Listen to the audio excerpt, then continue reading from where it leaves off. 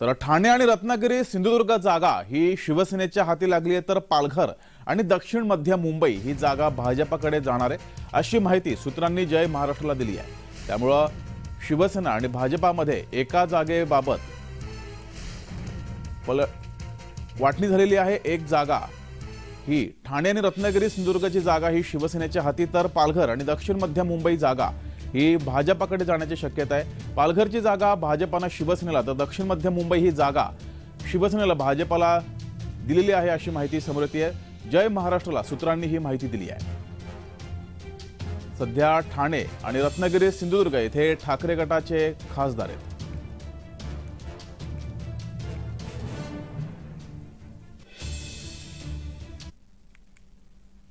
अधिक माहिती घेऊया, आपले प्रतिनिधी कुणाल भोईटे आपल्यासोबत जोडलेत। कुणाल, ठाणे आणि रत्नागिरी ही जागा शिवसेनेला, तर पालघर आणि दक्षिण मध्य मुंबई जागा भाजपाकडे जाण्याची शक्यता आहे। अधिकची माहिती या संदर्भात।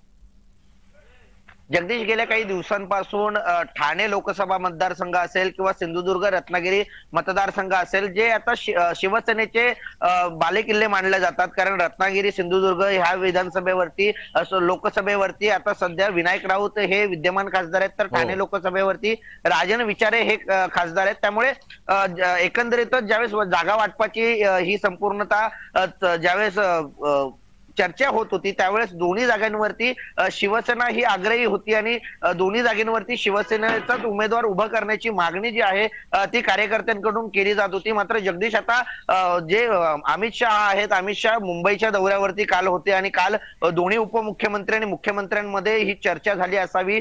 कारण सूत्रांची अशी माहिती आहे की पालघर आणि दक्षिण मध्य मुंबईचा जो काही लोकसभा मतदारसंघ आहे हा भाजपच्या वाट्याला जाणार आहे। मात्र या दोन मतदारसंघ, ज्या दोन मतदारसंघावर भाजपचा दावा करणार आहे किंवा ज्या भाजपच्या वाट्याला जाणार आहे, त्या भाजपच्या या दोन जागांच्या बदल्यात शिवसेना किंवा राष्ट्रवादीकडून कोणत्या जागा भाजप घेते हे पाहणं महत्त्वाचं असणार आहे। मात्र सर्वात मोठा तिढा जो होता ठाणे लोकसभा मतदारसंघ आणि रत्नागिरी सिंधुदुर्ग मतदारसंघ, कारण रत्नागिरी सिंधुदुर्ग मतदारसंघावरती भाजप देखील एकीकडे दावा करत होता, तर मध्यंतरी रामदास कदम यांनी देखील भाजपवर टीका केलेली पाहायला मिळाली।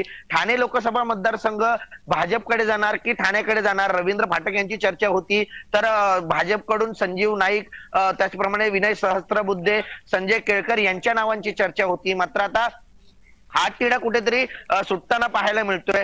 भाजपने पहिले यादी जी आहे ती लोकसभेची जाहीर केली, 195 खासदारांच्या उमेदवारांची जी यादी संपूर्णतः जाहीर केली। मात्र या संपूर्ण यादीमध्ये महाराष्ट्राला वगळलं गेलं होतं। आता हा तिढा कुठेतरी सुटतोय का आणि आता महाराष्ट्राची सुद्धा यादी भाजपकडून येते का, जाहीर होते का, आणि या जाहीर झाल्यानंतर नेमक्या किती जागा भाजप घेत आहे, किती जागा शिवसेना शिंदे गटाला मिळत आहेत, किती जागा राष्ट्रवादी अजितदादा गटाला मिळत आहेत हे पाहणं महत्त्वाचं असणार आहे। कारण या संपूर्ण जागेच्या वादामध्ये कुठेतरी मध्यंतरी एक फॉर्म्युला आला होता, 34-4 असा 32-4-12 असा फॉर्म्युला जो आहे तो आला होता। मात्र या फॉर्म्युला नंतर राष्ट्रवादी कुठेतरी नाराज असलेली पाहायला मिळते। ज्या ठिकाणी उमेदवार निवडून आलेले आहेत त्या ठिकाणच्या उमेदवारांना पुन्हा उमेदवारी मिळावी किंवा त्या जागा आम्हाला मिळाव्यात, अशा प्रकारची मागणी जी आहे ती शिवसेनेकडून तग धरताना पाहायला मिळत होती। मात्र आता काल अमित शहांचा दौरा झालेला आहे,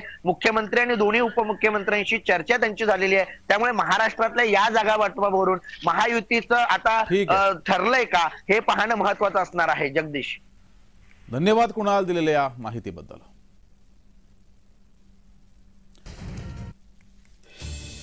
तर जागा वाटपा संदर्भात तिढा सुटण्याची शक्यता आहे, महायुतीतील जागा वाटपाचा तिढा सुटण्याची शक्यता आहे।